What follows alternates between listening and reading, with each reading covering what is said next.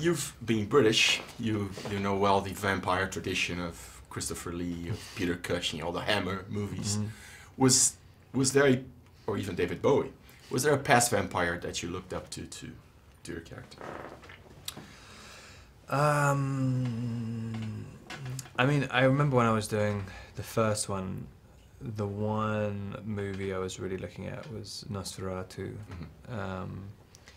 because I wanted to get because the book was written to make Edward seem so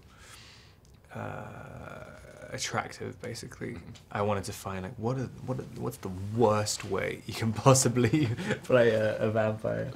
And God, I've forgotten what his name is. There was the actor who played Klaus Kinski. Oh, Klaus Kinski. Yeah, and I think he did something kind of. There was something so alien about his performance. I mean, I really liked it. For my generation, he was known as Nastasy Kinski's father. Now that I know you've answered similar questions before, but now that the saga is about to end, do you feel more like, well, now I can go on with my life and do normal movies, not a mega phenomenon like this, or more like, God, I'll miss being part of something so big?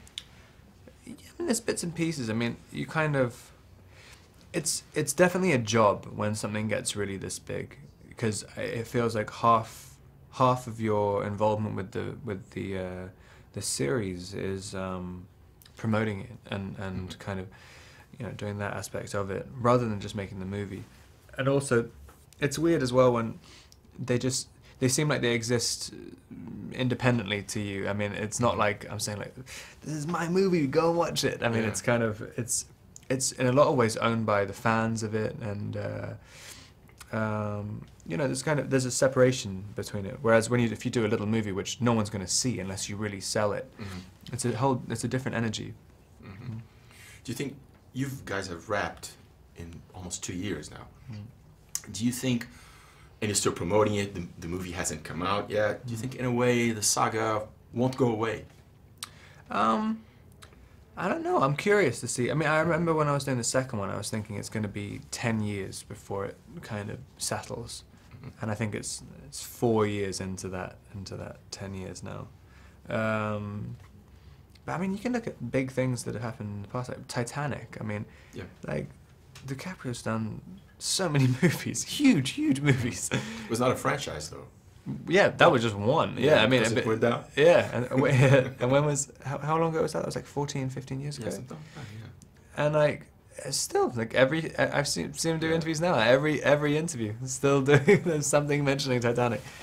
But yeah, it's interesting. It's crazy when something really connects to a lot of people at the same time. I mean, people don't forget. Where do you see your career going now? More in the way of Cosmopolis, Cronenberg, or more in the way of Twilight, mega things? I mean, it depends. I mean, it's quite difficult for me to find a big, like well, it's difficult for anybody to find a movie the size of Twilight. And lots of big movies don't really appeal to me. I mean, because I didn't always want to be an actor, so I don't want to act in anything. I mean, I want to be in the movies that I would buy before I started acting.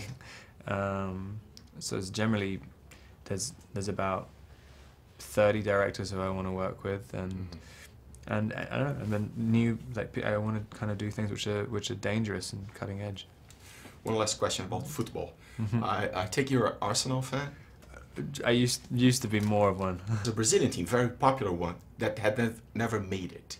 It's called Corinthians, an English team. And they'll play Chelsea, which is a rival of Arsenal. If you watch the game, who will you root for?